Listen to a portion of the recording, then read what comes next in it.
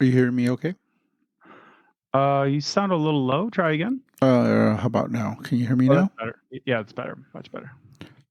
Okay. Much better. Go ahead and talk a little bit. Why so serious? Why so serious?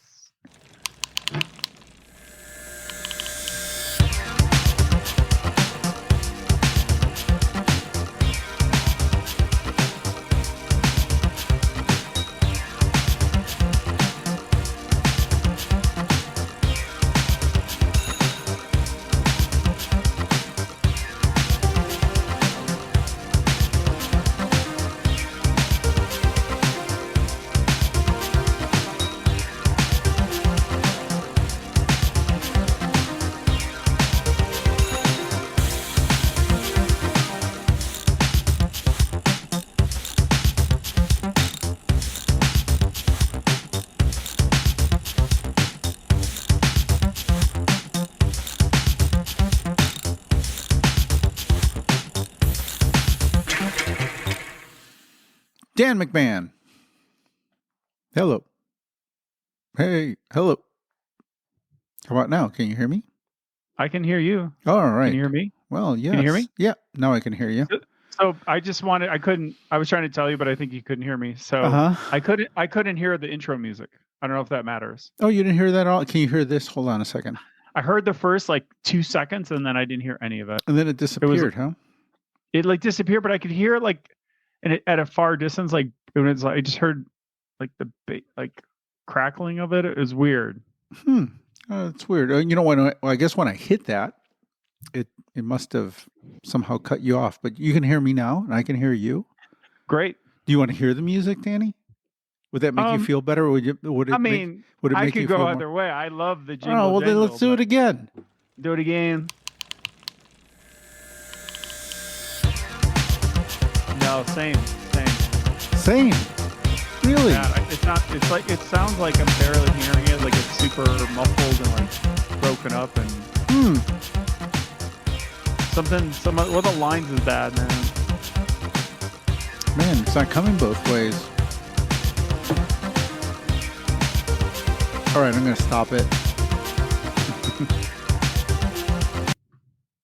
All right, we're just going to do the show. I can always cut that in.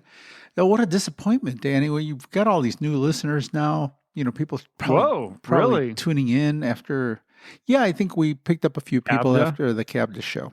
Yeah, sweet, dude. Yeah, I got to hear all about that. We have so much to catch up on. Yeah, that was good. Yeah, sounded like it was fun, man. I enjoyed the show. Mm-hmm. And you were playing roving, intrepid beat reporter, shoe leather journalism, hitting the ground, looking for the scoops. Yeah, now that I think about it, there was a lot went on last week. It was a busy week for me. Because I think we started the show. I was closing the deal on land. I landed a mechanic. That was the big thing right at the top. I think that was.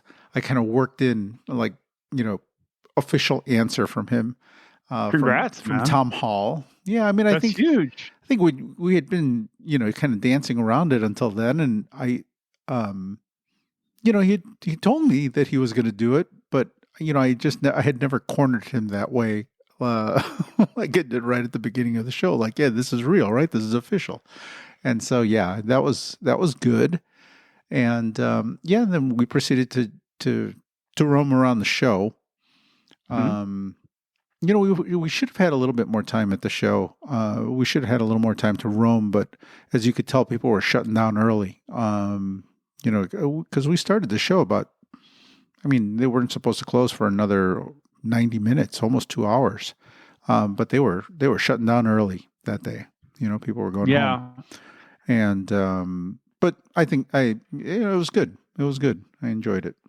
I enjoyed listening to the show. It was really fun. Obviously, I wasn't there, so I felt like I was there with you, walking around and grabbing people and chatting. And there was some really cool convo. So if people haven't heard it, they should go check it out. Yeah, that's the live from Cabda.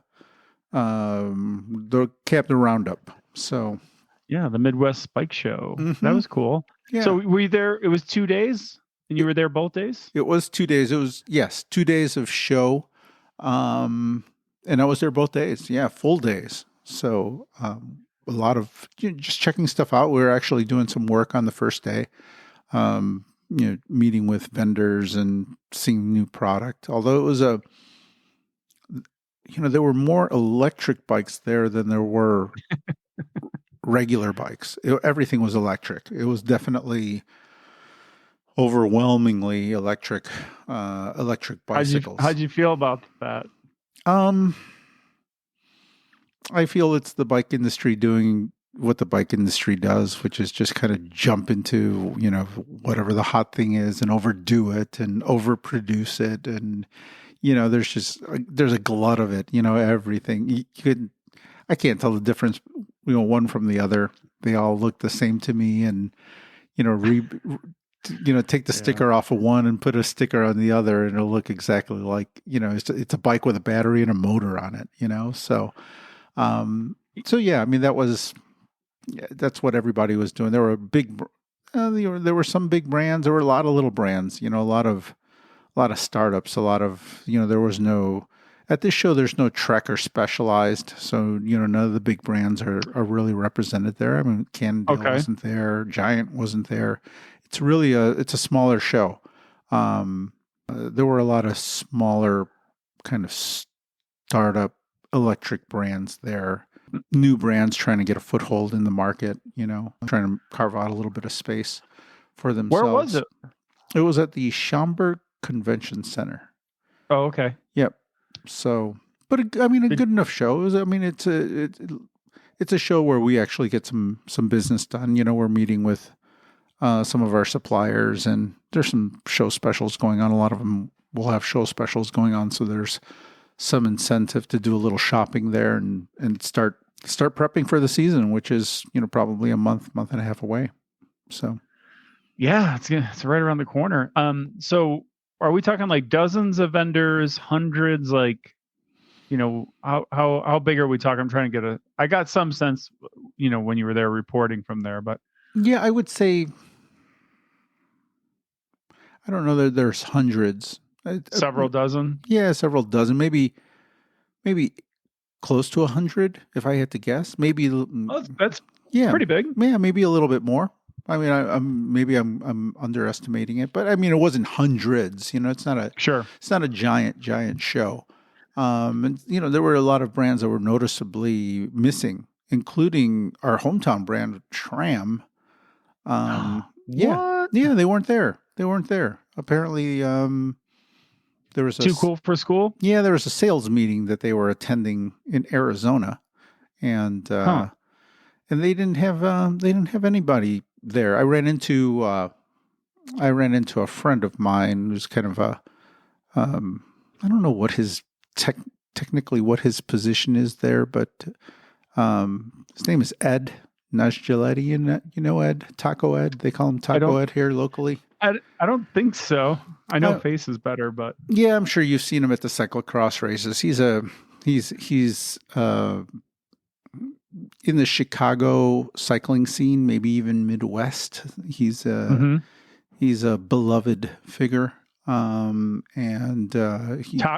Ed, which it's not because he likes eating tacos. He earned that name because he used to attend the track races at Northbrook back in the day, and nice. And he would make tacos at the finish line. It was like one of his traditions.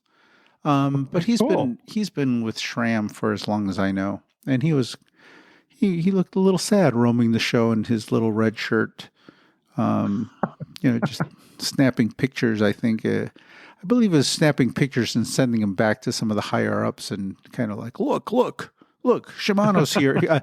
I saw him in I saw him in the middle of the Shimano booth, just doing like selfies, with all the kind of. It was just. I wish I would have snapped a picture of him. Yeah, the lone meta shot. Oh, it was the lone SRAM guy surrounded by all this. Shimano had a pretty decent sized booth there, and he was just kind of like 360ing himself, like, look at all the shoes they got here. Look at it. Look at all this. Look at all the people in the Shimano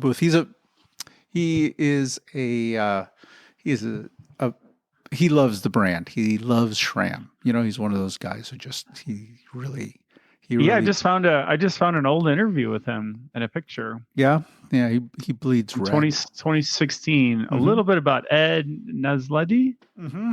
Yeah. Yeah, it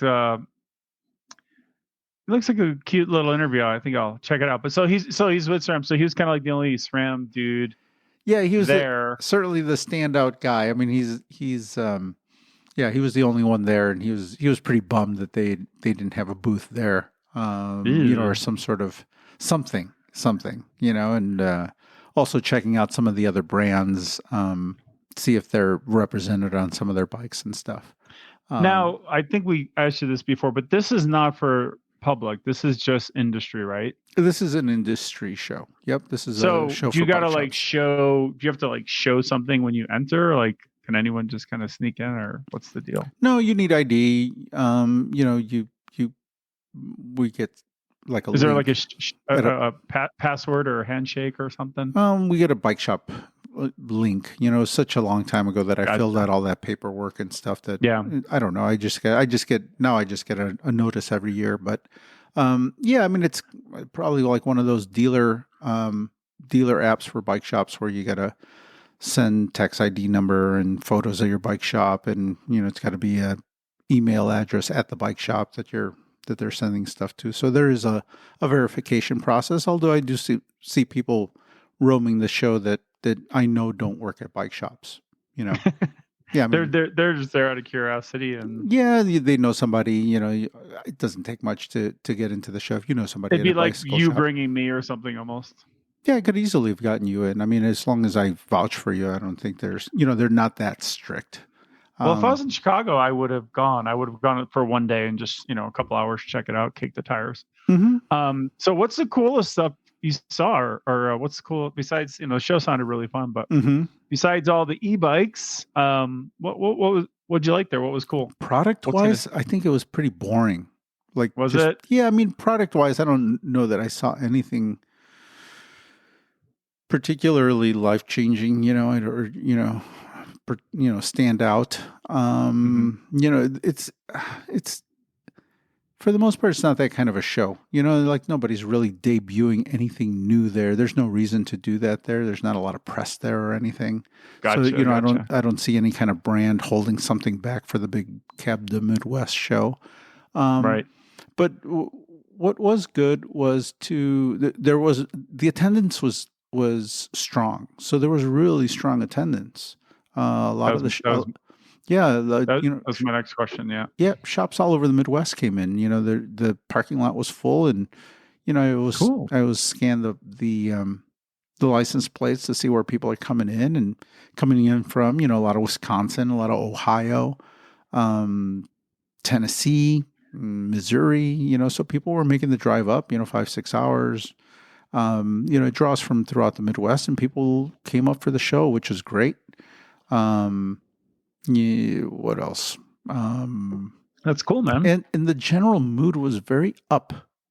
You know, I think the people that were there were just ready to get on with it. I think, you know, we had spoken in the show leading into the Cavda show that that I was kind of done hearing about the doom and gloom in the industry, and I sense the same thing from a lot of people there.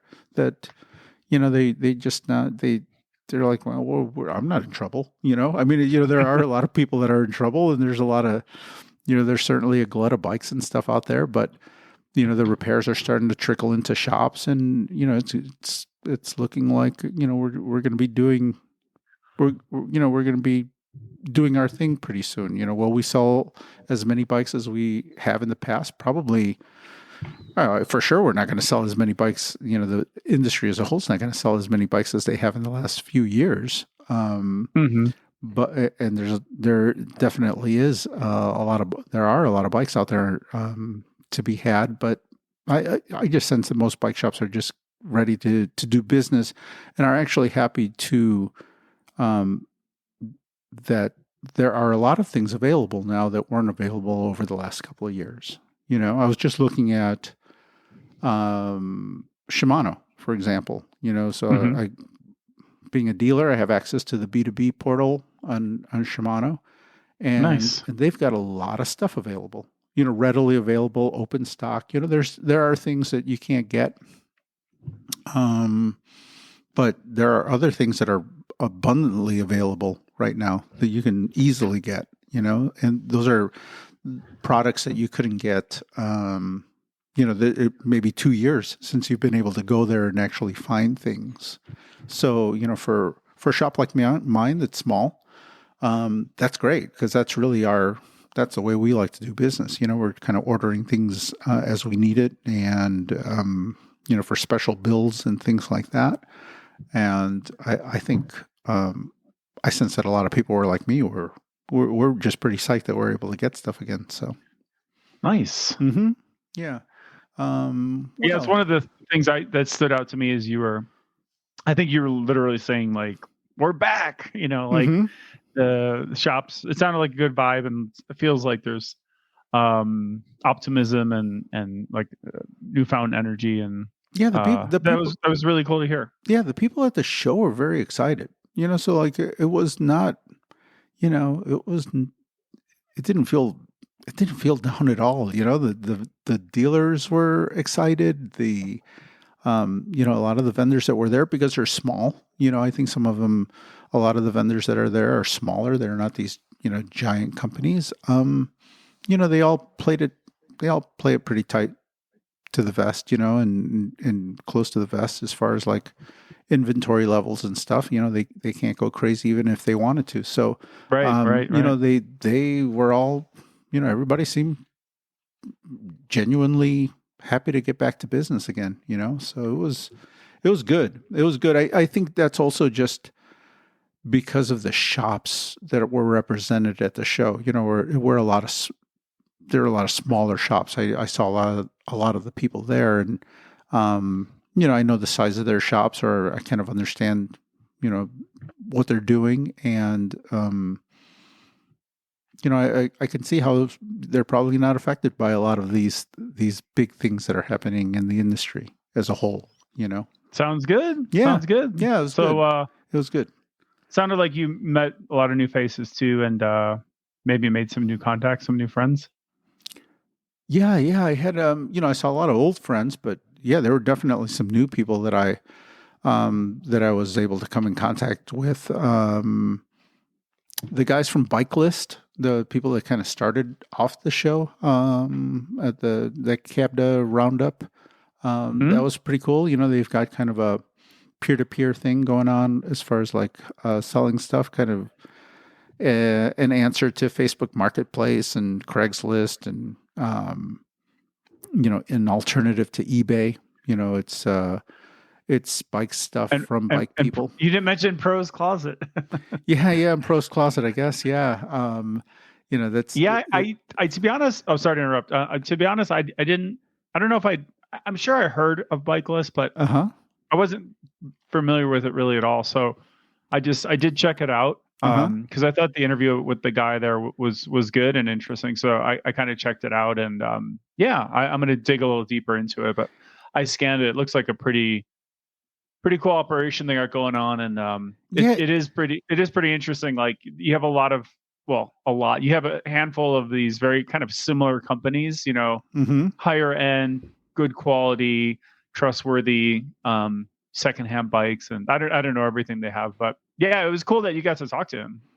Yeah, I what I really like about them, and they had contacted us. Rob, one of the founders of Bike List, had contacted us prior to Cabda. So I received an email from him, just giving me some information about his page, and so I knew that they were going to be at the show.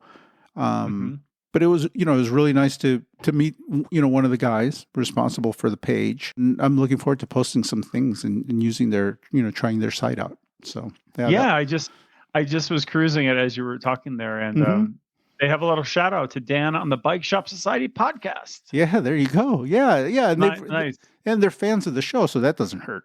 Hey, that's cool. Shout out to Dan, and it's great to hear from you, sir. Yeah, that was exciting. Who else? Again, those people from from Embark Maple Energy. You know, Mm-hmm. that was Yeah. really cool. I enjoyed doing that taste test. I mean, I've been aware of these maple. They're not the only maple product out there. You know, maple energy type product out there. Yeah. There's a Ted King has a big thing yeah, going. there's a few of them. Mm-hmm. But I hadn't really done the taste test thing, and boy, Danny, it was really good.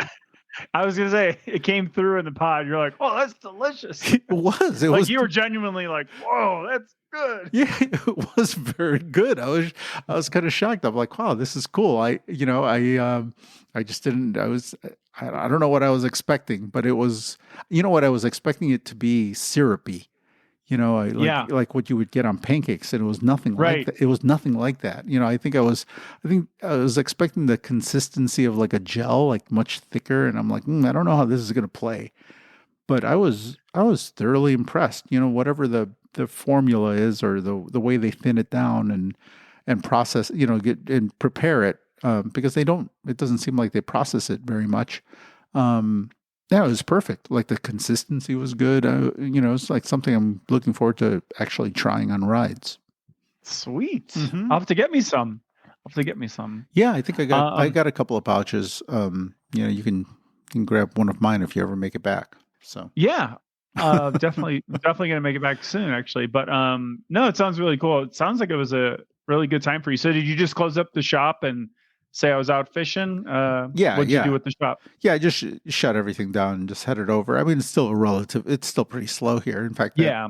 you know, those days, I think we had one day was nice, maybe in the 40s, but the Yeah. second day of the show was rainy and cold, you know, typical winter. So, Yeah. yeah, no, there's still not a ton of stuff going on at the shop right now, and I'm still by appointment during the week, so I'm all good. I'm all good there, and you know, it's exactly why I'm doing that right now, to leave space to do things like this, and Perfect. you know, and just kind of focus on other parts of the business, you know, and this was completely worthwhile, you know, like I think I needed to go to the bike show, you know, I needed that a little bit of a Yeah. that little boost there, and you know, it was nice to have Tom along, my new mechanic. You know, he's kind of gung ho about getting back into.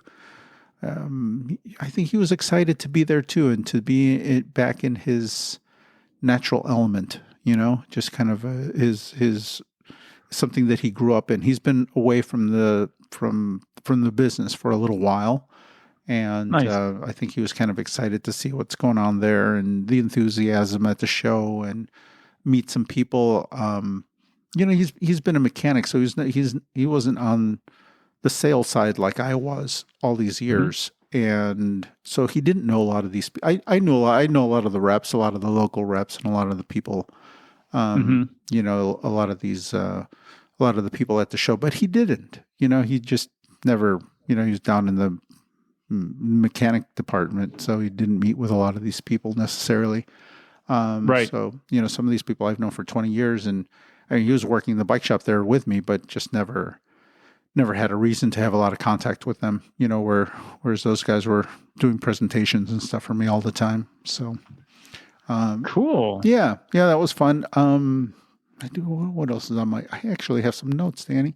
Notes. Oh, whoa, Joe, you got notes for this show? I do. You know, Well, I look thought I'd at you. surprise you, Look at Danny. you. Well, you know, You're surprising me. I feel a bit of a responsibility now, Danny, that I know all these Oh, people are listening to our show. I ran into people that listen to our show, and I'm like, you listen to our show? Gee, that's I funny. better watch Well, what I'm saying. But I have a vague memory of sending you a Google Doc with a little grid that we could fill out for our notes when we started this. Do you happen to remember anything about that, oh Joe? no, I mean, I have it. I just didn't I didn't know what we were going to be talking about, Danny. To be honest with you, I have no idea. You know, I had no idea where this show is going to go, and it's you know, just I didn't want to um pin us into anything in particular. You know, I want to be able to I'm like, let's explore, let's figure out where this thing is going, and you know, we're starting to find a little bit of you know, find our footing in this, and For almost 40 stages later, here yeah, we are. yeah. I mean, I guess that's good. That's good. Some people Hell never yeah. find it. That's right. That's right. That's right. The I had a I had. I mean, I must have spent in total over 2 days, hour and a half with the people of USA Cycling. Really? Mm-hmm. Yep, they had a booth there. They were, um, they were just looking for. They were doing a survey of bike Hmm. shops because they're trying to engage bike shops. They're trying to figure out. They're trying to figure out how to fix a big problem that they acknowledge that they have, which is, getting people to race bicycles again, especially Hmm. young people. You know, Mm-hmm. I think they recognize that they have a big problem out there attracting new racers, and I really I I learned a lot from talking to them. Just how small their operation is, and Mm-hmm. how grassroots it is, and how small a budget they have. And it was a really interesting talk. That they, you I think growing up in cycling here in the United States, we had this idea that they were, I don't know, a very political organization, and Right. difficult to read. And Mm-hmm. what I found there were just a lot of really nice people trying to figure it out, and realizing that If, there's trouble. If we're going to have bike racing in the future, especially U.S. bike racing, that something needs to be done. And they know, they know that young kids aren't getting into bicycle racing anymore. That there isn't as strong a race scene as there used to be here in the United States, and then they're trying to figure out what they can do to fix that and how to attract new racers. mm-hmm. And Well, they've had a lot of turnover, mm-hmm, and I forgot his name. Was it Beauchard Hall? Maybe I'm confusing. I interviewed him actually mm, in the past for Business Insider, but he was the CEO just for a couple of years. He came in, he was out pretty quick. I think things did not go well, mm-hmm, either carrying out his vision or whatever it was. And I know they've had some other turnover, but and they've had. I actually did some reporting on this too for Bella News quite a while back, but like 2014 maybe. But I know they've butted heads with other race organizers and leagues and series and whatnot because I think people were just kind of having a little bit of an uprising, saying, "Hey, we want better this, better that, better organization. Like everything, like lower fees. mm-hmm, They wanted all this kind of stuff.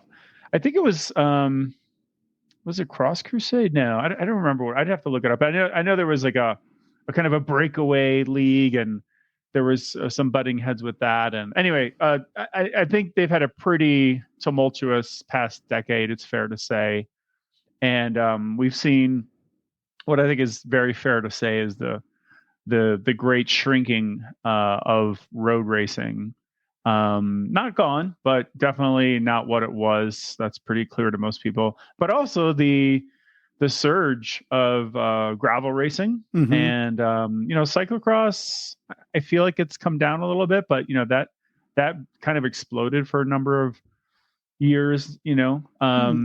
I'm not sure where that is right now. It seems to be kind of a little bit plateauing or maybe even a little bit down, but anyway, it's cool that they had representation there at the show. I mean, at least it shows they care. And I still get all their press and social media stuff. So yeah, it's interesting. I mean, I've always liked USA Cycling, and I definitely have seen a lot of the controversy, and like I said, I've reported on some of it too. But it'll be interesting to see where they're going. I think it's definitely interesting that they're at a bike show for bike shops, and that they're kind of out talking to people. Like that's pretty cool. yeah, I think that was a really, I think that was a really big step that they've got this, they're on a mission to try to engage people and gather new ideas and try to figure out how to approach this. I was just I was impressed by some of the people that were there. They're young, and they're enthusiastic and seemed pretty excited, and they weren't locked into any one way of thinking in particular. They just looked like people that were looking for some help, and it was cool. I had no, I think we've talked in the show, I had like zero thought of having a race team through the shop or anything like that. I've, and I've done races in the past, produced some bicycle racing, and yeah, you have. and it's difficult and it costs a lot of money and stuff. But, what I was, their resources are limited. And, my big suggestion to them was to focus on the kids. You got to figure out how to bring the kids into it. Don't worry about don't worry about people our age and, people in their 30s and late 20s and, that to focus on the juniors and the young kids. Those are going to be your, those are the people that you really need to tap into if you're going to have a future, if you're going to save the future. If you're looking at the future of this sport, in the United States, and figure out where they're at, where you're going to find these people, and how are you going to bring them into the sport? How are you going to introduce them? I mean, I'd say the short answer is gravel. Gravel, mountain biking. They got those mountain biking leagues, those high school leagues and stuff like that. I mean, that seems to me like the way to go, and just keep investing in that. Where road is going, I mean, we talked about this a lot. I have no idea. But it's a big. The thing is, I think even gravel is still like you have to get to them even younger and earlier. And we were talking about esports and getting into. Involving something like Zwift or something like that, virtual leagues, and getting into the inner cities and boys clubs and schools and things like that, where, I feel like they missed the boat entirely on the digital version of all this stuff, like Zwift and stuff. Like, I think, yeah, you're right, but I feel like they missed the boat on that. Like, that could have been an amazing opportunity. I don't know if they even have a presence. Yeah, they do actually. They had like an esports championship. They were heavily involved with that, in that side. So, they do have their. Are they still doing that? I'm not really familiar with it, so I'm just kind of like. Yeah. I mean, talking out of my ass a bit, but yeah, no, it's definitely something that it's on their radar. It's on their radar for sure. Well, we can definitely have somebody on from USA Cycling. At the end of the conversation, it was, they were wide open to talking and to continuing the conversation. And like I said, I know that was the last. It's not something that even crossed my mind when I was going to the bike show, was USA Cycling and the future of racing in this country. But after talking to them, I'm like, man, it's for you and me, Danny. The USCF and professional, like, bicycle racing changed our lives. I mean, it really, it took you to France. It took me to Spain. It really changed my life. And, it changed the whole trajectory of my life. And, in fact, I was speaking to people today in Spain, my mentor in Spain today, about bicycle racing, cool. And they're suffering, they're in a very similar state as we are here in the United States. They don't have kids racing bicycles anymore. They have bicycle races, and some kids, they race their bikes, but they're not training. It's not the scene that it was 25 years ago or 30 years ago. It's kind of a participatory thing. So there aren't as many bike racers as there were when we were younger. So they're suffering the same thing. Just kids are being they're distracted, or they're just going towards other things, different sports and different activities, and cycling is Mm-hmm. way down on the list right now. It's a difficult sport to get into, and especially here in the United States, you need mentors, you need people to teach you the sport and teach you the kind of hold your hand to get started. Yeah, for sure. Well, that's really cool. Mm-hmm. It's funny you said that about the esports because I just looked it up. I didn't realize. I think I saw some chatter on social, Mm-hmm. but I haven't, followed the racing side a lot recently. But yeah, it looks like the 2023 UCI Cycling Esports World Championships is actually in 3 days, Joe. Mm-hmm. So Yeah, I know. On Saturday, I wasn't aware, and like I said, I saw some chatter, but it looks pretty cool. It's gonna be on Zwift, so they have men's and women's races. They have the format with the punch, the climb, and the podium, 3 different type of events, and then they have the list of riders to watch. And I actually know one of the riders vaguely. I know him online, but it looks pretty cool. So hey, kudos for USA Cycling to get in on this. I guess the reason I first thought they needed. I mean, I think they probably still do need a bigger presence, but you know when I see stuff about Swift and when I see lots of stuff about e-racing and stuff, I don't ever see it in the same breath mentioned as USA Cycling. So I feel like whatever has happened, like maybe they just don't have as big a presence. But it's kind of cool to see that they are doing something here. So Yeah, that'll be exciting. I'm gonna watch it. Yeah, there is something. I'll let them on. You know what? We'll get them on when they can talk about it a little bit more, because I did ask specifically, why not Swift? And there were, it's not like they haven't thought about it. Mm-hmm. I'll put it that way. It's certainly something that they've considered and maybe even tried, to pull off. But I think that I think there's issues there with the UCI and maybe even money, and how much it would cost, resources and stuff like that. But like I said, it's probably better to have them on and explain that. We can grill them. Yeah. I don't think we even need to grill them necessarily. I think they're pretty open with the information, and they seem pretty happy to talk about it. So. We shall see. Yeah, but that's cool, man. Yeah. I'm glad you got to go out and see some people and get out of the shop, because you're there too much. I think you need to get out more. Yeah. Like I said, it was that. Well, I mean, part of having this podcast, Danny, was just to engage, with the industry as a whole. Kind of everything. With brands and with people and with it is a good excuse to kind of learn what's going on out there, because I think it happens to a lot of bike shops.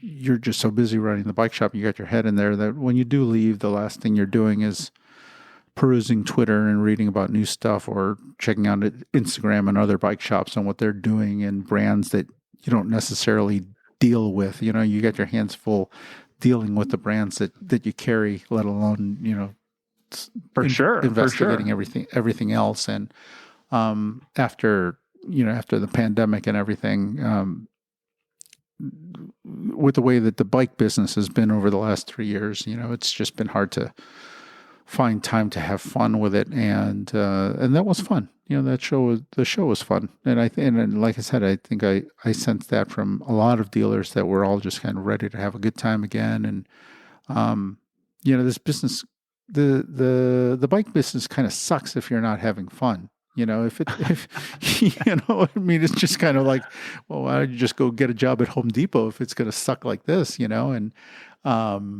so, that's, I think everyone's just kind of eager to get back to we can deal with all the trouble if we're having a little bit of fun. And that's where we're all kind of hoping to get back to. Yeah. And it sounds, like it was fun to just get out to an IRL event and like see humans again and interact and walk around. And that's cool, man. Mm-hmm. Very cool. Sounds like a fun time. Yeah. What else you got going on, man? Right now, we're getting down to crunch time. So all the shows are over, all the chit chat's over, but now it's really it's time to really start focusing on the bike shop. The mechanics are coming in. So I've gone from having last year 0 mechanics and doing the whole one man bike shop thing, and to having a little bit of help around the store. So just kind of getting ready to have people there. I have um, Earl Russell's coming back. So Earl, Whoa, Big whoa, Earl. what? Mm-hmm. So Hold on, we have a lot of news here. yeah. First of all, let's back up a little bit. Tell us again. I'm sure we'll have him on, or you'll Mm-hmm. have him on. But your new mechanic. So you said you signed him, and he's now going to be full time. I want to get some real clarity on this. So is he going to be full time or what? Not quite full time right away. So we're Okay. going to ease him in a little bit. Just ease him back as a whole into the How industry. often is he going to be there? Just weekends or what? We haven't decided on a schedule yet. But Oh, okay. So you're still figuring it out. yeah, I hope to have him, at least 3 days a week. Maybe 4. We'll see. We'll see. I mean, Okay. I don't want to overwhelm him. I also want to ease him in. We're gonna take kind of a, a laid back approach to kind of It sounds like it. yeah, ease him in. I mean, like right now through the spring, we're not necessarily to the point where I need people there 5 days a week. Yeah, of course. We're not crunching away, and it would be kind of a waste of his time too to just be standing around. Although, and that's Tom, right? That's Tom. That's Tom. Wow. So he's in Chicago, right? He's in Chicago. He's the gentleman I met before. Yeah, and Okay. and to be fair, he's been out of the business for 8 years, and a lot of things have happened in the last 8 years. So, probably for him, electronic shifting is probably going to be one of the bigger things to have to deal with. Disc brake.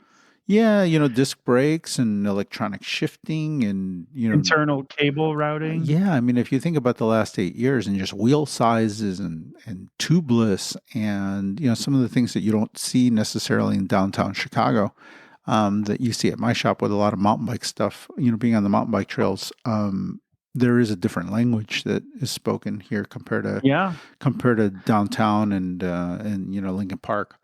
And he's mostly worked on, correct me if I'm wrong, he's mostly worked on kind of like older bikes. Like he's kind of a specialist with like renewing and kind of refurbishing like older bikes. Or am I thinking of someone else?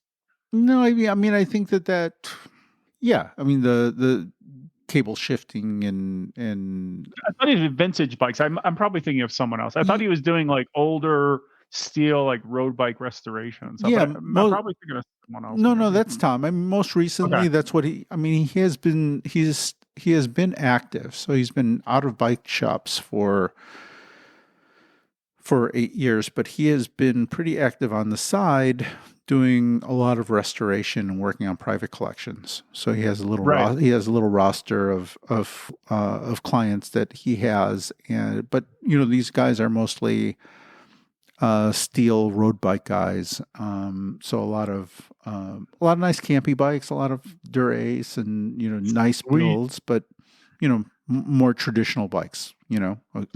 Acoustic bikes, Danny. Everything. Everything with cables. So he has. I'm sure he'll adapt pretty quickly. Yeah, he's really a smart guy. So that was part of our time at the show was spent. We spent a good time at the Shimano booth. We have a really good local rep named Peter, and I had him walk through the Shimano booth and introduce him to some of all the electric shifting stuff that was there, and kind of how it works, and give him kind of a general overview as much as you can at a show like that, explanation about how stuff like that works. And he'll be through the store a lot to give a kind of walk him through some of that stuff and get him acquainted with electronic shifting and things like that. There's a lot to learn. So yeah, there is, but it's also funny because I mean, you look at SRAM ETAP. I mean, no cables, wireless. I mean, it's a pretty easy install overall, but I think stuff like maybe even Shimano still has wires, and then you have other kind of versions. But yeah, it's definitely gonna be new, but that's cool. You're gonna have a new face in the shop. some new energy. And you said you're going to bring Earl back into the fold. Well, yeah, Earl was working over at Cycle Smithy. That Cycle Smithy being the shop that we all worked at. That's kind of the shop we all have in common. And R.I.P. yeah, they closed down last September, so that left him without a place to put his tools, and yeah, it kind of left him without a place to call home. And he's worked for me in the past, so he's worked with me, but he went to work for our old boss, Mark. Really needed the help over the last year and a half or so, and so he went back to work there full time last year, and that's partly the reason why I was kind of one man shop last year. So, so now that he has a little extra time, he's going to come in and hang out with us. I don't see him. He's an older guy at this point, and I don't want to overwork him. But if I have him at the shop 3 or 4 days a week, not necessarily full days either. I don't want him on his feet 8 hours a day, but get him out of the house and let him work a little bit of his magic. Yeah, keep him out of trouble. Fix some bikes for me. I think that'll be good. And I think oh man, you're gonna 3x the size of your wrenches. It was just you pretty much all year. Every time I went in there, I know you had your assistants. Yeah, no, it was. Now you're gonna have 3. It was just me. It really was just me. So I mean, to have any help is great, and now to have between those two guys, hopefully not have to do a ton of those repairs. That's going to free me up to run the business, and get back to the sales floor and selling some nicer stuff, be a little bit more proactive about some of the stuff I sell. I mean, the timing was good to be one man shop and just to kind of do things because things weren't readily available anyway. So it's not like I was doing a lot of sweet custom builds or something that I was missing out on that stuff. I couldn't get that stuff to begin with, and I just didn't have the time to deal with it anyway. But hopefully we can, I think everything's going to work out just fine. We're going to ease this new mechanic in, get him up to date with all the stuff that's going on, and at a pace that's good for everybody, so. And what about Isa and Isa? Are they off to school, work? Are they coming back to the shop or what? Yeah, the girls will be back. The girls they've been there all winter. On the weekends they're there and learning. I think that's probably one of the most, one of the more exciting things for me is that they're going to have these teachers. They're going to have people that can spend a little time with them and kind of walking through things and more what people. What teachers they are? Yeah. I mean, these are these mechanics that between those two there's almost 100 years of bicycle experience, bike mechanicking experience between those two guys. And I think we talked about that stat before, which is pretty amazing. Obviously yourself as well. Yeah, that's cool. So it sounds like some days you'll have a pretty packed house. Yeah I mean it's those are going to be some big lunch orders there, Joe. Yeah, it's going to be fun. I mean, like I said, it's everybody's, just to kind of be able to run the shop properly is great, and free you up to do more like, I don't know, strategy as it were. Yeah. Selling, sales, and chasing stuff down, just are you still going to be developing and opening the what is it, the showroom or whatever on the side? I know you're talking about doing some fitting and stuff. Is that happening still, or what's going on with that? Yeah, I think that that'll happen probably throughout the season. I don't know that because of the everything's kind of, the season's basically upon us at this point. So right now everything is just focused on getting ready for the season, breaking in the mechanics. Had these guys had everybody come to a decision in October, then we'd probably be maybe looking at doing some of that stuff this spring. But because it didn't really come together until just recently, I think I'd rather just focus on getting the shop up and running, getting the mechanics settled, figuring out schedules, and we got a lot of stuff to redo. I mean, it really is. I wouldn't say like starting new, but and partly we are. I think a lot of bike shops are really have changed the way that they're doing business have had to kind of adapt to this new reality, in the bike business. And, Oh yeah. yeah, we talked about it a couple of shows ago, these just price lists and your approach to everything, where services become much more important and Mm-hmm. much more valued, and, Absolutely. yeah. I mean, I think I think that's all. We're just kind of in that process, in that transition right now. So That do you we have love any, to do. in terms of what you're selling this year, do you have any new brands you're working with or brands you're getting rid of or anything along those lines, or Yeah, what's I got. going You know on? what? I guess the big one I just picked up Waterford. Wow, man, that's pretty big. To be brutally honest, I didn't know maybe they were still even around. So pardon me, but Yeah, that's cool. So Waterford the, Gunner. So they're the classic old brand, right? yeah, they're Schwinn basically. Right, right, right. They're it's the owner is Richard Schwinn from the Schwinn family, and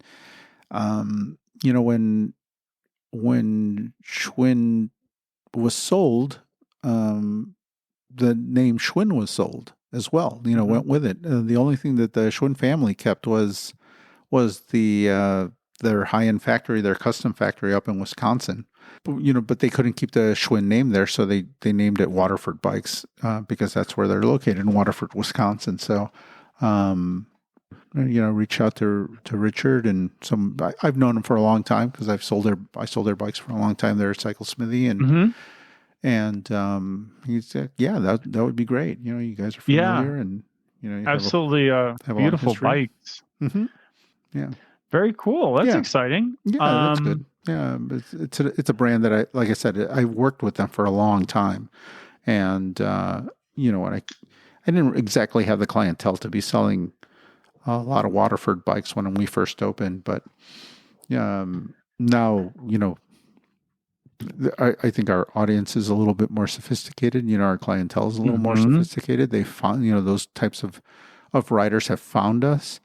But the other thing is, I also have like someone like Tom now who can sell a pro bike. He can help a Mm-hmm. customer out with that. So, just that's such a big part of what you can sell people is to have the people on staff that can sell that product.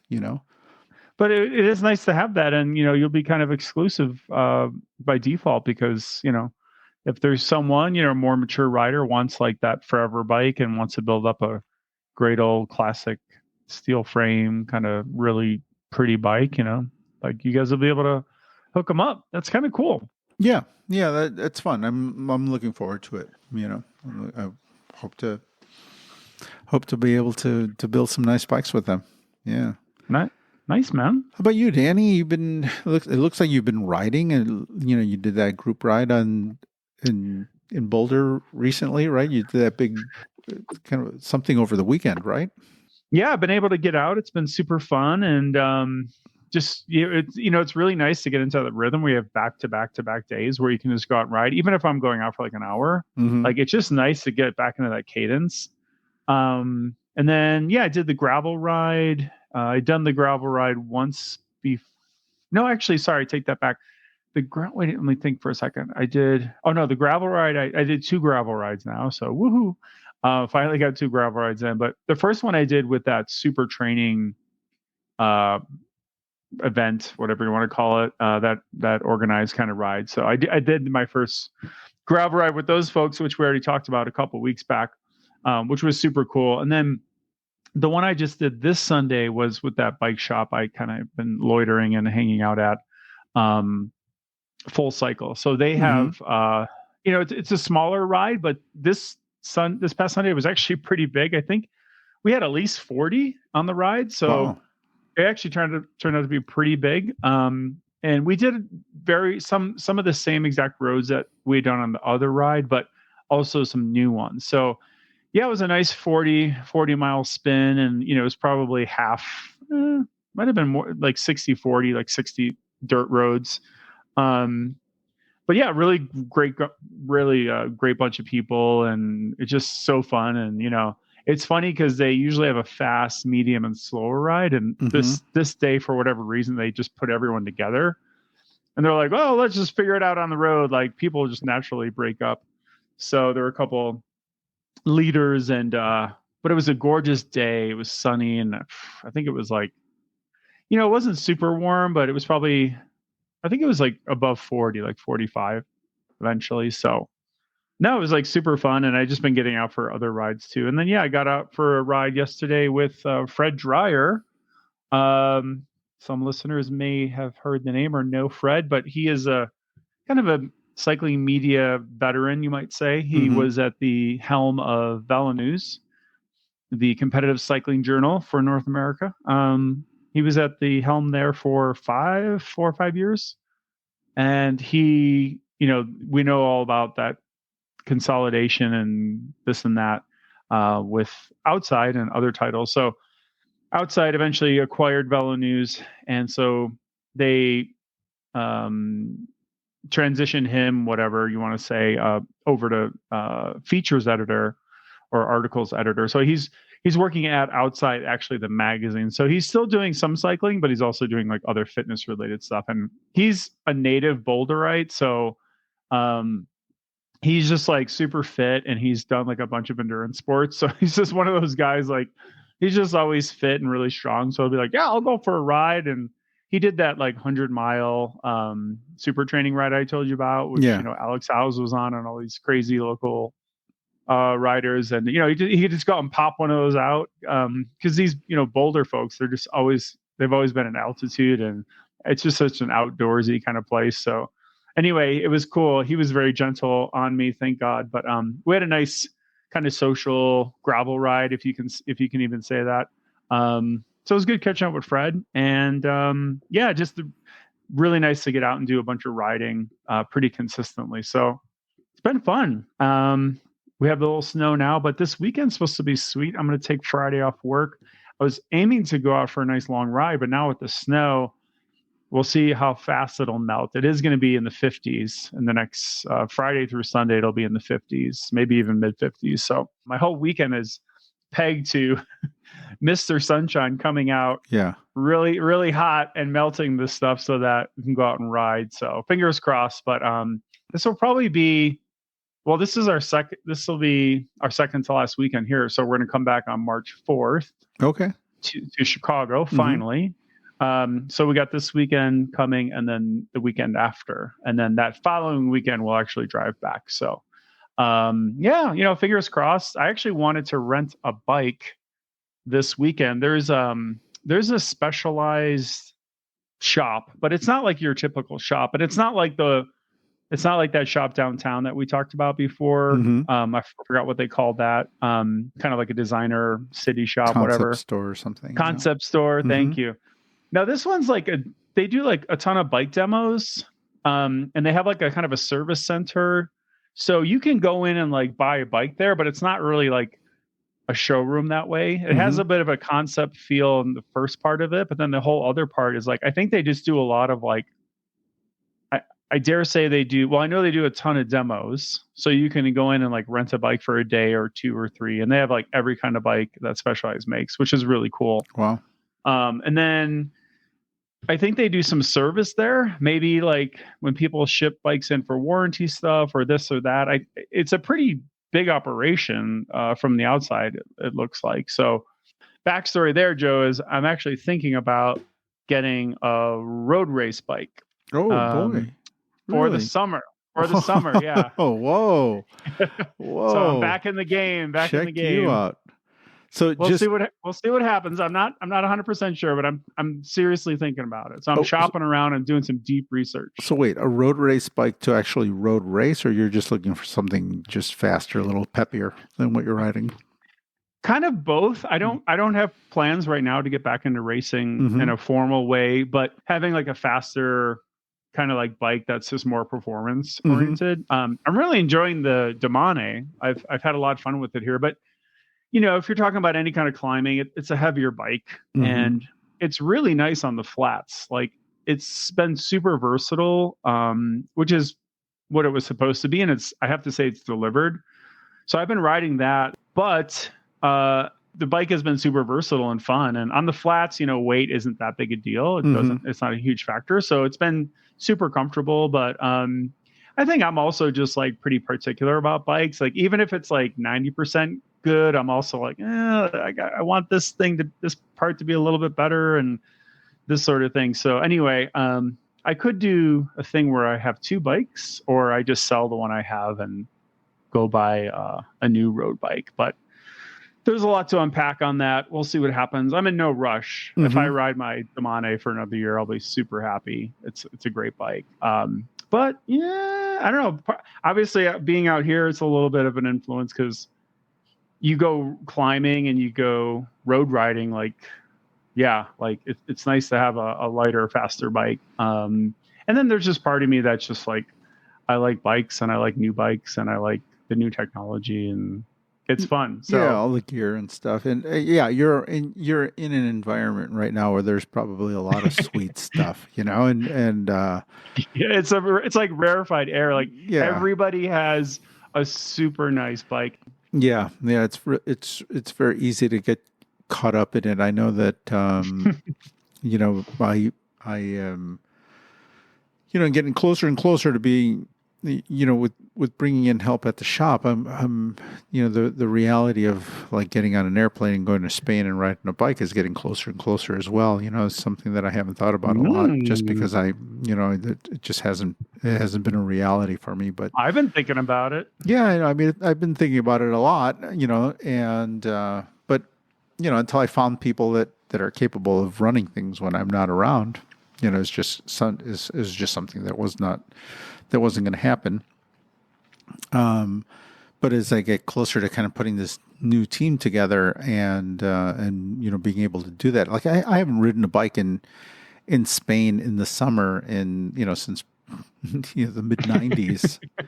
I mean, that was the last time we got to bring a film crew for all the moments where you're like, I'll cry, Danny. I swear to God, I'm going to cry. I was going to say the cry moment. Oh, I'm going to cry. There's some of these roads that I just, I thought, that you would have told me if you would have told me in 1996 or something, this is the last time you're going to ride this road for over 30, for almost 30 years, I would have said, you're crazy. I'll be back here next year. I just never, and that's how long it's been on some of these places that I haven't gotten on a bike and ridden through there.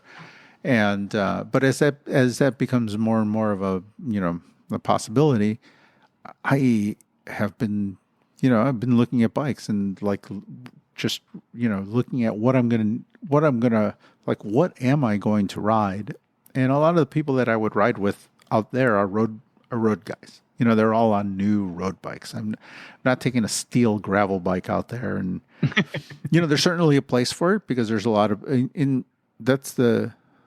that's a cool thing about the people that I know out there. It's a very diverse group of people out there. But they don't mingle. This isn't a group of people that you have what does that mean? That you tend to have your road guys, and then you have I see. Then you have your non-sport, your old school. Yeah, and then you have your non-competitive. More of it's a whole different mentality. I mean, and they don't mix. They just do not. It's not. And so I because of my racing history out there, I'm in with them very tight with all my bike racer buddies, right? But then I have these friends that are in the bike building world, in the steel world, and the bike touring world. More of that gravel adventure, vibe, and they're on steel rigs, they're on custom steel gravel bikes and all road bikes. Yeah, it's a very different, it's a completely different group of people, and so it's like, oh man, I'm almost going to need two bikes to be out there and to be able to ride, because I could never ride. I could never ride really you're not going to ride a real traditional. It's like taking a tarmac off road. I mean, it's just kind of, once you get a little bit rough, and some of those roads do get some of the off-road stuff that you would do. Yeah. You definitely need a gravel bike, if not even like almost, like there are these 29er Mm-hmm. 3-inch tire bikes, 2.5-inch tire kind of adventure touring bikes now. Yeah, yeah. That a lot of them are favoring because some of the roads are so tricky. It's kind of Mm-hmm. it's essentially mountain biking. Mountain bike touring. Right, And right. so yeah, I mean, I'm like, holy cow, I'm gonna need a a variety of bicycles out there. So I've been looking real hard at you know at bikes as Cool. well. Yeah. So we're both kind of like back in the market almost. Yeah, yeah. Although I'm going to go with something that I can get, from one of the brands that it'll probably be a Cannondale. I think I'm going to get some sort of, and I think they just introduced the new Lab 71, like kind of their new road bikes today. Exactly. They put out some, like the bikes that Well, yeah, the they teams announced are it's. riding. I actually had that tabbed here for us to chat about, but Mm, it looks like as a teaser mm-hmm. for like the concept of it. They're kind of like teasing it, and then the official thing is like March 1st. Like they'll actually show you the bikes and stuff. Oh, I have that stuff, Danny. I was gonna say, Sim. now are you talking about public facing or like inside baseball? Because I if don't you know. I'm do, a dealer, I need Danny. I, I'm a I need to dealer. talk to you after the show if you know what I'm saying. Because I'm a I'm very interested. I love Cannondales, and Yeah, yeah. it's funny. It's funny you brought that up. So okay, so you're talking about like the proprietary, keep it under embargo kind of stuff. Yeah, I think it. I mean, I don't know. I gotta look closer. I never even pay attention to that stuff, Danny, because it's like Oh, of keep it course. embargoed from who? But I did see Yeah. that. I did see I saw a link. I get I Yep. got all this like a slew of newsletters this morning, but Yes. one of Yes. them was like dealers. The dealer Yeah. porthole is now open, and there was just some Oh, information there. dude, So we gotta we gotta talk yeah, I offline was about I was this. too busy today to actually look at it, but I'll be happy to send it to you. You can look at it. So I have for it just to somewhere. give readers a little tiny bit of context. So yeah, Cannondale, obviously, you know, Mm-hmm. one of the better premier bike brands, whatever. So they have this. It's called Lab 71, and it's kind of like this mystery project. I've been following it a little bit through like bike nerdery, social media, whatnot. But basically, it looks like it seems like a pretty cool campaign, whatever. So it looks like they're coming out with a whole new range of bikes across disciplines, so like mountain road, gravel, whatever. And it's just the way they kept describing it and the different press stuff I saw was like Bike Rumor and a bunch of other places covered it, but Mm-hmm. they kind of like framed it as like we asked like our best like engineers and designers and everyone, like, what would your dream bike be, no holds barred, like you have all the resources in the world, like what would be your dream bike. And so like, light as possible, fast as possible, stiff as possible, or whatever criteria. So anyway, that's kind of what we're talking about. And yeah, it's kind of exciting. So it smells like it's going to be pretty expensive, but maybe they'll have more basic versions for people who actually have jobs and Yeah. bikes they can afford. I'll We'll see. yeah. I'll take a closer look. I think I have a lot of that information on the B2B already. Like as far as like some of the Sweet. pricing, some of the models some of the different builds that are available. Um, I know that I'm one. so glad you're my co-host. I know one of the big things, and it's a little bit of a, you know, it's one of those things that kind of bothers me because for years, Cannondale's been pushing the BB30. I believe they were the Yeah. inventors of the BB30, and this whole Lab 71 thing is like, if you could do anything in the world, what would you do? And they've just gotten back to a threaded bottom bracket. So, it turns out that this thing that's Excuse worked, me. all these years, it's So just, wait, is that an official leak? They're going back to the threaded yeah, I think bottom bracket? I think that the threaded, I think that that's already out Okay. there. Is that threaded, that those bikes are, that's one of the big differences I think that I noted. And like I said, I got to look a little bit closer at all that stuff. I I haven't, think it's hard to tell from the outside, obviously, what bottom bracket's going on, at least for me, because I'm mm-hmm. not a mechanic like you. But you're right. The BB30, whatever, I know, bottom bracket bottom brackets are funny. There's like a whole school of thought. Like there are a variety of schools of thought on like what's a good bottom bracket, like what's squeaky, what's noisy, what's problematic, what's easy to maintain, all this kind of stuff. But you're right. It sounds like if they are going back to the regular one, the threaded one, which I think most people agree is kind of like the best way to go, right? Am I right on that? Some sort of a threaded bottom bracket. I think that there's slightly different schools of thought about the style of threaded bottom bracket, but I think what is definitely there's a consensus, about press fit bottom brackets and BB30s being a little, at the very least, maintenance heavy. Requiring maintenance and causing squeaking issues, and there are even there are even companies that have tried to build a solution or offer solutions to those creaky bottom brackets by making like a kind of a bottom bracket, a press fit bottom bracket that actually screws, where one side screws into the other. There's companies that do bottom brackets like that, and they make them like that so that to solve the problem of creaking bottom bracket. I'm pretty stoked to see what they got going on. And how did we start talking about this? I can't remember. I think I mentioned that I was looking at a new. Yes. You were talking about new bikes, and I've been looking at. I've been looking at a new bike as well, and the Lab 71 stuff has started to appear, and nice. A lot of it is,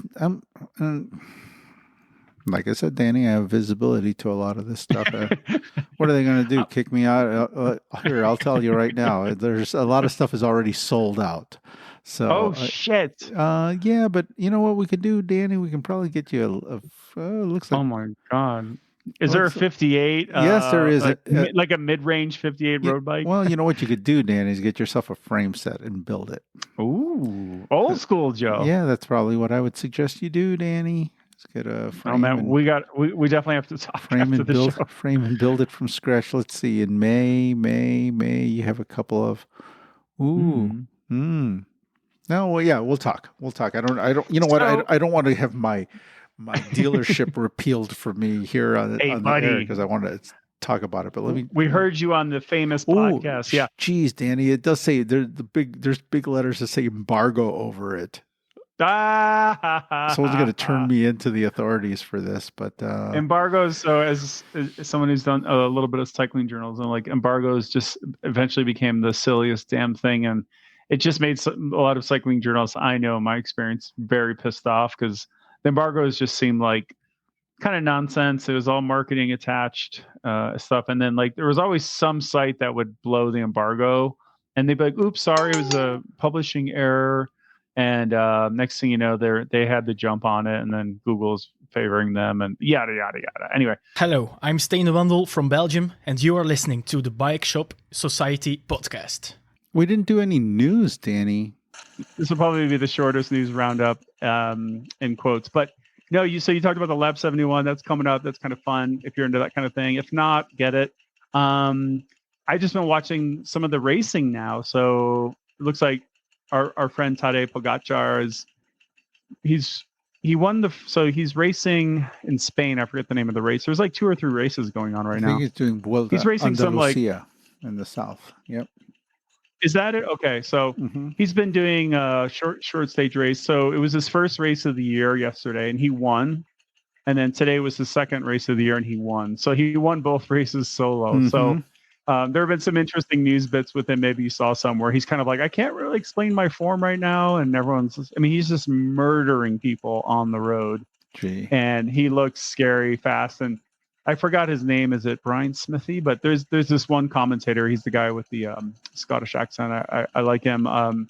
He was just kind of speculating. He's like, yeah, like my sense is like, or maybe he was basing this on an interview Pogacar had done, but kind of just saying like, yeah, after losing the Tour, like, man, that really, really got to him. Like that really, really got in his head. So it's like he's coming out blazing. He's just on a mission this year, and he's got one objective, and that's to win the Tour de France. So anyway, just kind of a fun, spicy way. I felt like after Tour Down Under, there was a bit of a let up with some of the racing, but it feels like now it's back on, and there's like 2 or 3 races going on. Like I can't even keep up. So Anyway, so that's kind of kicking off pretty strong now.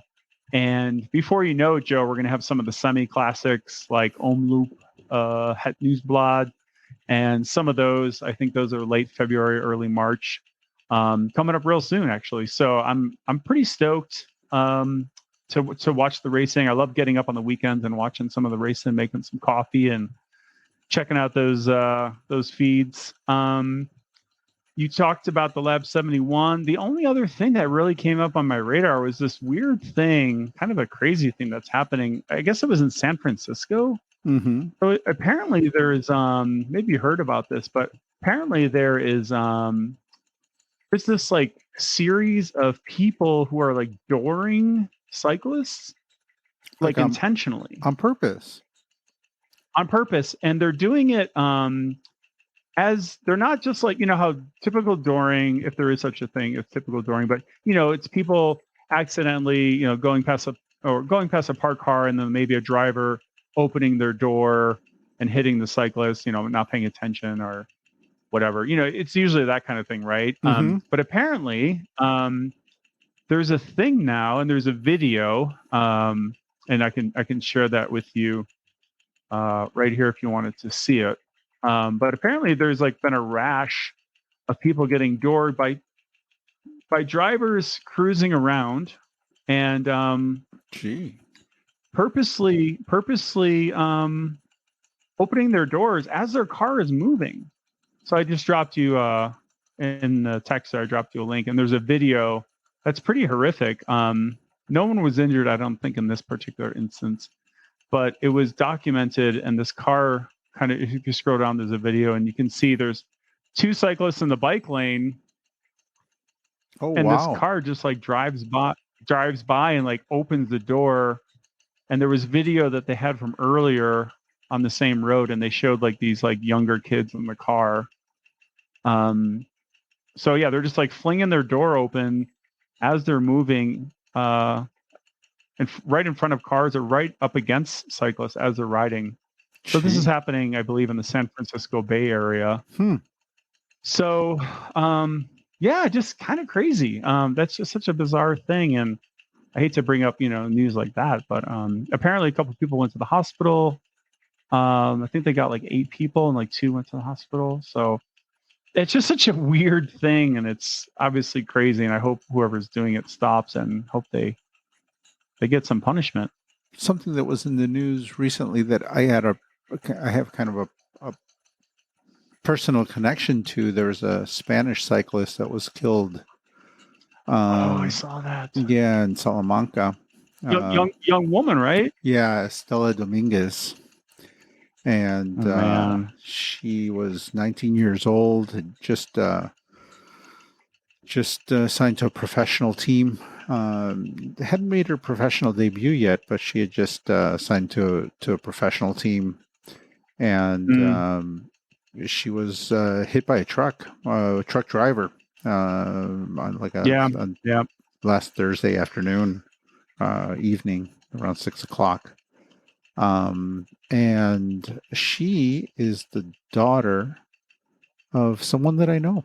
She was the daughter of Juan Carlos Dominguez. I wasn't real close friends with him, but he was from a town called Valladolid, which is about 100 kilometers from Segovia, where I lived. And he's about my age. He raced for the Kelme team and won a stage in the Giro d'Italia. And he was. I know the name. I know the rider. Yeah. Juan Carlos. That was Dominguez. His daughter. That was his daughter, one and only child. And Jesus Christ. And she terrible. Great, bike racing family, and she, she grew up racing bikes. She was, I think I mentioned earlier in the podcast that I was speaking to my old coach and bike shop owner in Segovia today, and we spoke about her briefly, and he knew her because she had been racing in, she over there they have these cycling schools, las escuelas, they call them, the places you learn how to race bicycles. And she was part of that system. And, when you live 100 kilometers away, you're all basically in the same town when it comes to bike racing. You know, you're racing against them, they're racing against you, and you're at the races every weekend together. So yeah, he knew her well, and obviously knew her dad. Yeah, that was sad. You know, I never met her. You know, she came after I'd left there, but I knew her dad. Really nice guy, and you know, pretty, you know, for a guy who was that talented, very generous with his time, and pretty unassuming dude. And you know, just that one hit home. You know, just because it's like, you know, somebody that you have a personal connection with. So yeah, terrible. Yeah. So sorry to hear it, and obviously a great tragedy. What a loss of such a young life, and you know, a talent, just seemingly like embarking on a promising career. It's horrible. I think I saw that as well, and I just the detail that stuck out to me was, you know, the thing that a lot of us always fear is, I think if I'm not mistaken, it was like you said, it was 6 p.m. It was sunset, and so the driver said they had the sun in their eyes. I think that was in the report that I read anyway. So, you know, it just, every time I'm out, it just, you know, especially out here, the sun is so bright because we're at higher altitude, and like, it's really sunny, and get all these crazy sunny days. Like, it's so damn bright. It's just always this thing I'm always just like very nervous about in some ways. But yeah, what a terrible thing. And yeah, that, you know, and I think it goes all the way back to the beginning of the show where we're talking about the USA cycling and you know, trying to get kids back out on the road. It's like, boy, you know, when you read about things like that happening, and that's, you know, that's a kid who's been riding her bike out on the road since she was probably, you know, 10 years old, 12 years old. You know, it's you still can't do anything about, you know, you can't do anything about that. How are you going to get kids racing bicycles? You know, where do you start the new generation at? You know, and how do you get them, you know, how do you get them through, you know, all those early years and into, you know, the pro peloton, you know, like how does that all happen? It's a difficult task right now, you know, for a lot of different reasons, you know, so. Yeah, unfortunately, you know, this cyclists getting killed, pedestrians getting killed, Vision Zero, we know about all these kinds of things. It's no matter how much experience you have, you know, a lot of us kind of go around thinking, oh, it couldn't happen to me, I'm careful. And it's just, you know, and then you see pros and people who live on their bikes, like, yeah, it's tough. And, you know, we had Davide Rebellin, we talked about him on the show before getting killed, and guy lived on his bike. I mean, you're not going to have anyone more talented or skillful than someone like him, and can happen to anyone. And retired and on a you know, quiet road on a gravel bike, right? I mean, not even on the road. Imagine all the tens of the, you know, the hundreds of thousands of miles that guy logged on the open roads, and you know, it happens on a gravel bike on a back road. You know, it's just kind of crazy. So. Yeah. So our hearts go out to her family, and condolences. And, what a great loss. In news related to racing, Joe, you know, we have that news that NBC Sports and Peacock, they are renewing, no real big surprise, but they're renewing their rights to show the Tour de France and some other big races. I think including Paris-Roubaix and some others for a number of years going forward. I don't think that's a huge surprise, but always good in this crazy sport, Joe, to know there's always a little bit of breath of relief when I at least see things are continuing, because you never know in the sport, coverage and rights, and it's such a wacky sport. We've seen all kinds of nutty stuff happen. So it was good to see at least they are extending. So I'll be stoked to see all that. It looks like Tour de France. They have the Tour de France Femme avec Zwift, the women's Tour de France, the spring classics, including men's and women's Paris-Roubaix Femme avec Zwift. Wow, Zwift is really getting in there. The Ardennes classics, Fetchelon, Bastogne-Liège, Quatrième Dauphiné, Paris Tour. Wow. They do have a lot of races. So, you know, that's kind of nice. I do like the fact, just a side note, I think a lot of people, every time these races come on, people aren't aware, and my Twitter lights up a little bit, but they have when you watch on your computer, you can do 2 different feeds. So there's one that has no ads.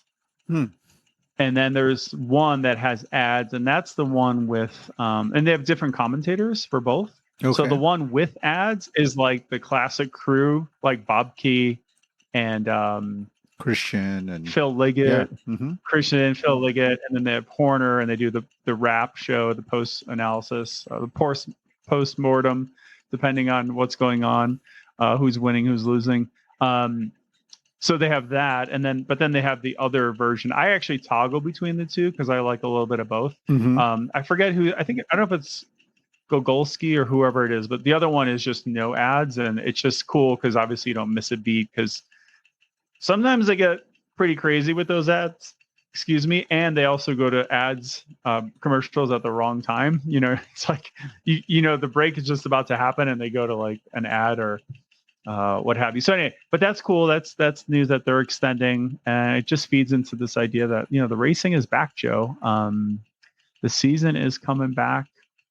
Your bike shop is coming back. You got mechanics. Yeah, it's we got good. Racing. Season. We're talking road bikes. Possible travel to Spain, and I'm still on board if you want to go.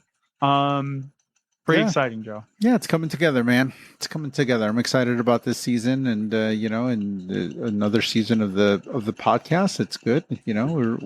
This is. I think we started season 2. It feels like season 2 to me. Last month. I mean, we technically started. We've been doing this for about a year, so it's good. It's coming together, man. It's coming together. Let me close the newsroom. Close the newsroom. That's closed. And we'll sign out here, right, Danny?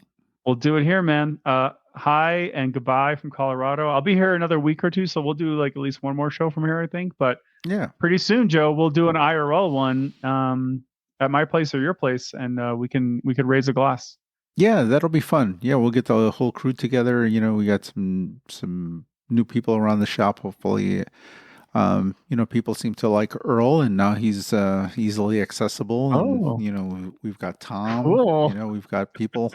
So we'll AJ. See. Yeah, AJ. AJ was a hit. So yeah, we'll continue to add and build. Kate back on here. Yeah, we'll add and build to the show, bring new things, and it's exciting. It's exciting. It's coming together, Danny. I'm stoked. All right, man. We got a lot to look forward to. All right, Joe. Adios, Danny. Talk to you soon. Thank you, sir. All right. Thank you. Bye.